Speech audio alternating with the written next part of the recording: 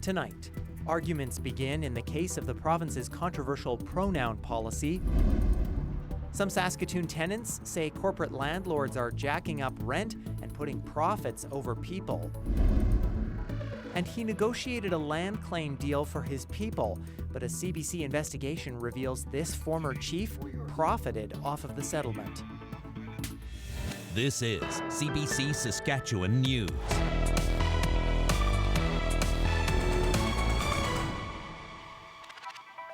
It is Monday, September 23rd, and the CBC Saskatchewan News starts right now.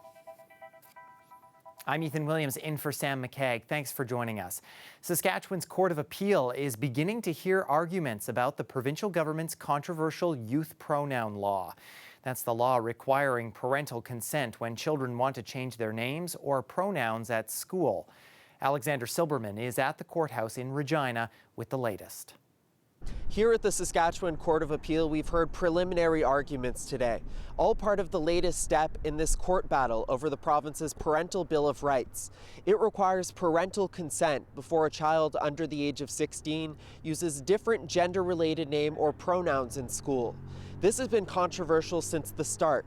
Advocates say this violates the rights of LGBTQ students and causes harm, while the provincial government says this is about putting parents at the forefront of these important life decisions. You Are Pride, a local LGBTQ advocacy group, they've been challenging this in court since the start. We saw the province take what was once a school policy and pass a law invoking the notwithstanding clause, a rare measure protecting it from a charter challenge. Now in February, a Saskatchewan judge ruled that even with the notwithstanding clause, this can still be tested in court. Egal Canada is a national LGBTQ advocacy group representing You Are Pride in court. They say the court still has a role to play. Most parents will be able to support their children through the experience of coming out as gay or trans or, queer.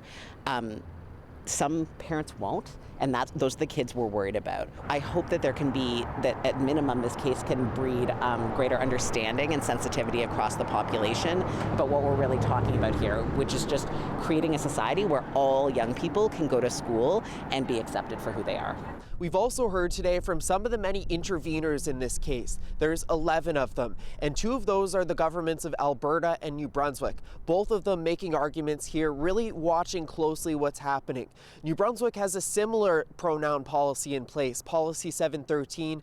That's also facing a legal challenge, so they're watching to see if there could be precedent here. And we know Alberta has plans to introduce similar legislation this fall. So what happens here at the Saskatchewan Court of Appeal, where we're really in uncharted legal territory, could potentially have an impact on what happens in other provinces. Alexander Silberman, CBC News, Regina.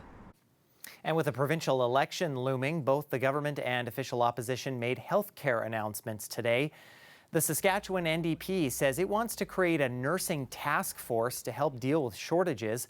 Meanwhile, the health minister says his government is already doing similar work. We would work with those on the front lines and listen to the solutions that they have and start rebuilding a healthcare system that right now is in crisis. We've been having those discussions very recently about what the terms of reference might be, who would be part of that task force or council. And we will likely see more announcements from both parties all week. A provincial election has to be called by October 1st. Well, rent is on the rise across Canada, and Saskatchewan, of course, is no exception. But now it's posing a problem for tenants in Saskatoon. Some say the high prices are forcing them out. Liam O'Connor has more. Riley Castle is feeling the brunt of rent hikes. He's a graduate student at the University of Saskatchewan. He likes where he lives in Saskatoon, but he says the cost is almost too much. 3 years ago, his rent was about $750, which included nearly $300 in promotional discounts. Today, he's paying about $1,200 a month. Right now, with my regular work salary, it's now kind of on the edge of being just enough to get by. If it were to increase any large amount from like next year when I go to try to renew my lease, I probably will have to leave. A new report by rentals.ca says Saskatoon is the most affordable place in the country. But the year-over-year increase in rent for the month of August is one of the highest in Canada. This year, a one-bedroom apartment is about $1,200, an increase of more than 15%. A two-bedroom is about $1,500, up almost 19%. Advocates say these rent increases are a product of so-called financialized landlords. That's when a corporation with shareholders owns rental properties as investments. The moment that you have private investors, external private investors in the mix, their profit margin obviously becomes a priority factor in terms of the rental market. And so it's not surprising that we've seen increases in rents from that sector, and that, of course, that has a ripple effect across the rental market as a whole. Main Street Equity is a publicly traded stock. It owns 18,000 rental units across Canada. It says its average rents in Saskatoon are lower than market rents. It also says rent increases are necessary to ensure the sustainability of buildings and community. This notion of financialization, I think, is a bit of a misnomer. What it ultimately comes down to is a rental housing provider's ability to make money at the end of the day so that they can continue to renovate and repair their existing housing stock, but also build more housing stock, which is what our province really needs. One thing is clear from the renters CBC spoke with: they are in support of rent control in the province. Having some kind of barrier, I suppose, to cap how much an individual can increase the rent would definitely help out in anyone's case like mine. Like Castle, other renters and housing advocates say rent controls are needed, but the Saskatchewan Landlord Association says rent controls are a bad idea because they choke off investment and decrease the quality of housing over the long term. Liam O'Connor, CBC News, Saskatoon. Regina police now say a fire at a community fridge is being investigated as an arson. It happened early Saturday morning in the Cathedral neighborhood. The service, which includes a fridge, freezer, and pantry, provides fresh food and sanitary products to people in need at no cost. And organizers say despite the fire, the need for service has not let up. People are still coming to this resource regularly as we've been cleaning up the debris and stuff like that. Every couple of minutes, there are huge groups of people coming here with, like children, people living with disability, a lot of elderly folks, even children alone are coming here because this is their only food resource. Kroner says the damage will be fixed and they'll continue to serve people with help from fundraisers and a GoFundMe campaign. Police are asking anyone with video or security footage related to the fire to contact them. And fire has destroyed a building at a beloved golf course north of Prince Albert. Fire crews were called to the Candle Lake Golf Resort overnight. Flames and heavy smoke were pouring from the building, which houses a restaurant, administration offices, and retail shop. Well, we have mutual aid agreements with both of the agencies that responded, as well as with the provincial safety agency. They provided support to us as well, so we're very thankful for that, and thankful for our fire department and all the efforts that they put in to mitigate the amount of damage that could result from that. Lutz says the fire is contained and crews are working to finish extinguishing it. No one was hurt and there's no word on how it started. Despite the damage to the main building, the resort manager says the golf course will remain open. Stay with us. We'll have a look at the forecast when we come back. The weather update is brought to you by Capital Ford Lincoln. Employee pricing is on now.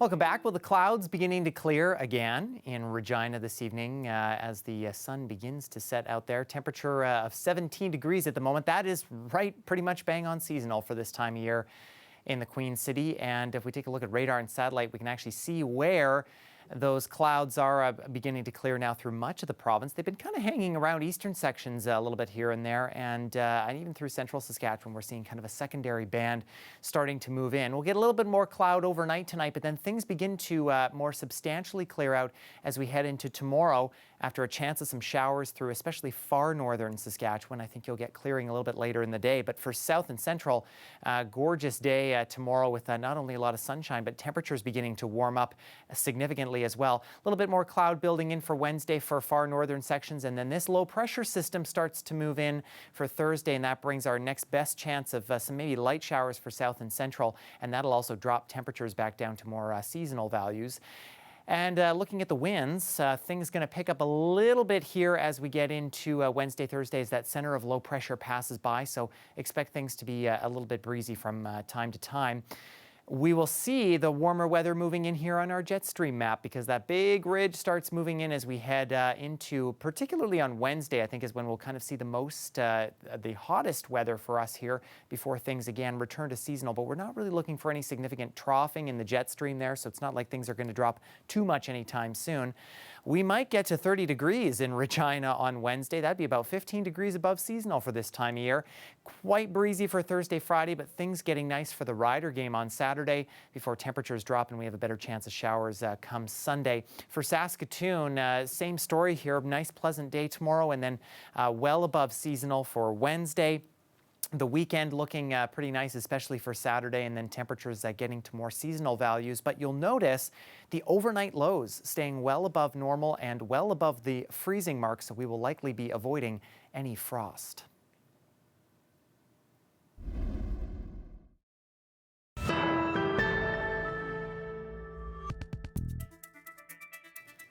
More than 30 years ago, First Nations people in Saskatchewan signed the Treaty Land Entitlement Agreement. They received $500 million in payment of a debt which allowed them to buy land they were promised under the treaties but never received. It was supposed to generate income and opportunity for communities, but for some, it generated decades of bitter conflict. Jeff Leo has more in this exclusive investigation. We have trespassers on our lands here. A land dispute on the Piapot First Nation in Saskatchewan has escalated into threats and confrontations. She drove right in front of the sprayer, and our guy on the sprayer, he could not stop, so he went into her. Non-Indigenous tenant farmers are caught in the middle as a divided community grapples for control of the land. Chief and Council have had threats, many threats, violent threats. For decades, a few dozen band members have been renting out land that's owned by the whole community and pocketing millions in profit. Just a handful of people are benefiting from the lands when it should be the whole nation. My family is 100 members. None of us, except for one sister, has land. Well over $60 million in that 30 years. Lost opportunity. Now leadership is cracking down and some band members are pushing back. This is very dangerous. I think we better get out of here before somebody gets hurt. At the center of it all, a man who agreed to meet with us in this little shack, Roland Crow. Do I look like I'm a dangerous guy? Huh? Answer me honestly.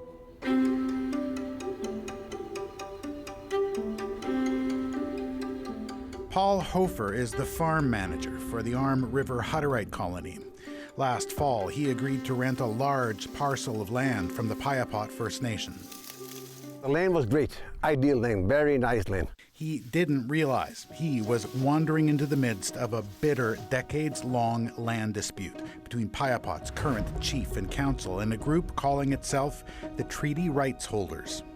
We have trespassers on our lands here. COP is getting this farmer off our land. Some members of that group are accused of trying to intimidate non-Indigenous farmers who are renting Piapot's land. The group sometimes posts its activism on Facebook. They have no lawful legal authority on our lands.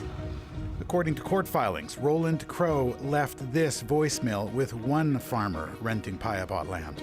There's only one way that anybody will ever take my lands, and that's over my dead body. Crow sent messages to Hofer as well, and then a convoy of 10 treaty rights holders led by Roland Crow pulled up onto the colony. It looks like Roland is their king. There's something not right here. There is something not right here. The way that guy looks and the way he speaks and everything. All they could tell me is our lane, our lane, our lane. And then I said, okay, if it's your lane, I want some paperwork. But Crow was not able to provide that because he and his group don't actually own the land. that hasn't stopped him or the others from profiting off it for 3 decades. Good morning, Your Honor, Mr. Prime Minister, Premier.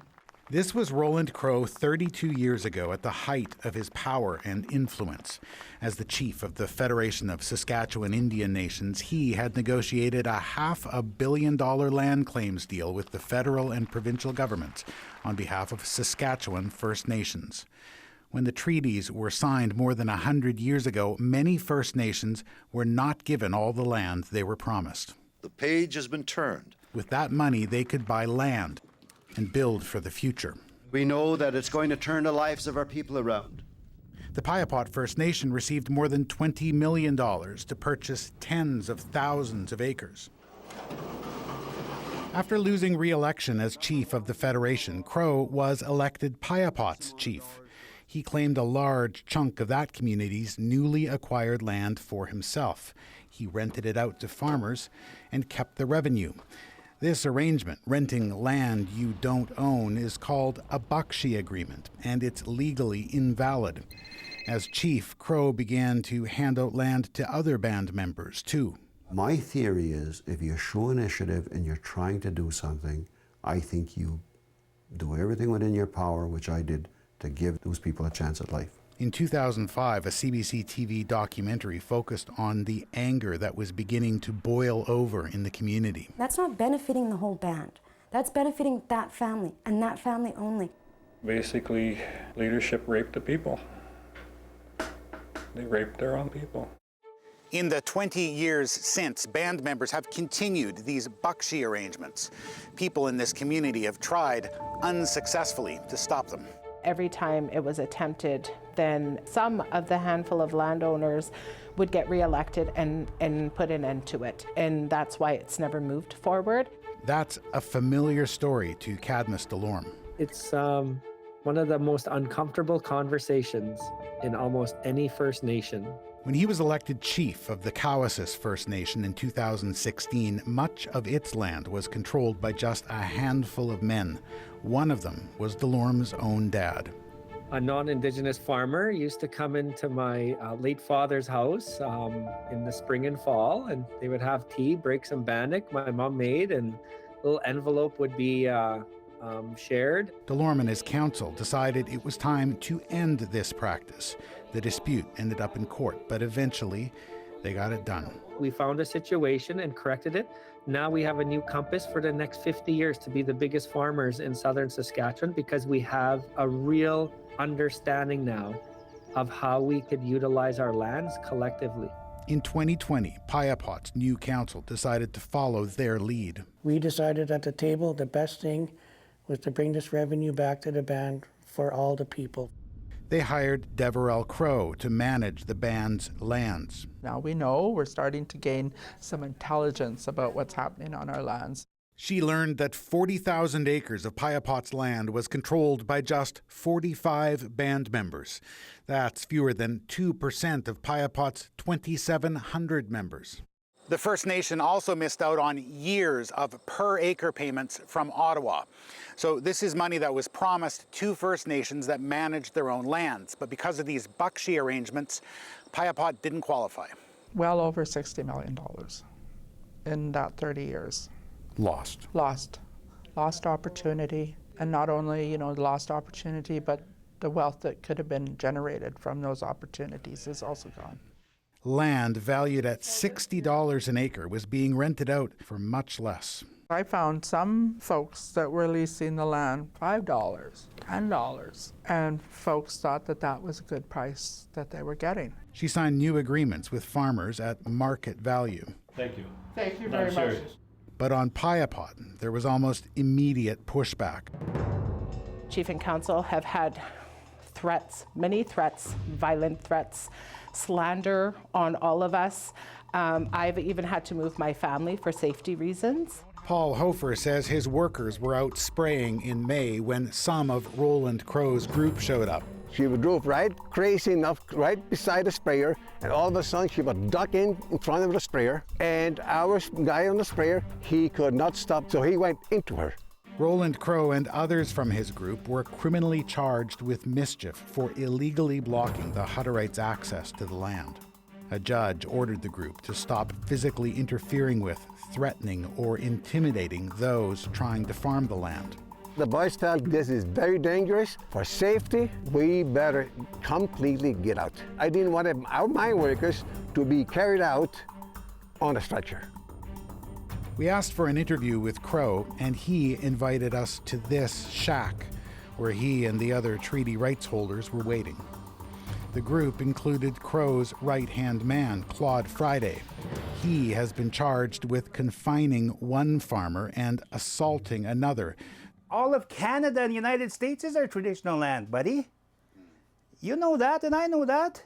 But Roland Crow was clearly the man in charge, and he had no apologies for any decisions he's made about the land. What's the reason for giving the land to individual families? I'm only going to tell you this once. Self-sufficiency, so we don't have to beg on anybody's door to look after our families. Simple as that, Jeff. Can I get that through? Mm-hmm. Yes or no?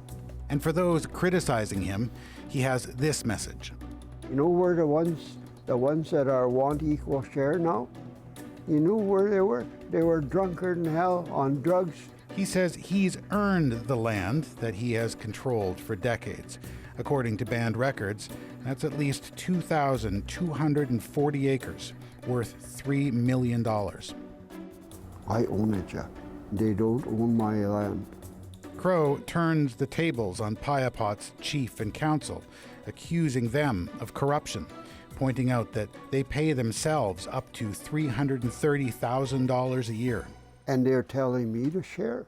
I would share the income off my land anytime, if things were fair and just. Crow dismisses the allegations of intimidation or threats. Do I look like I'm a dangerous guy? Huh? Answer me honestly.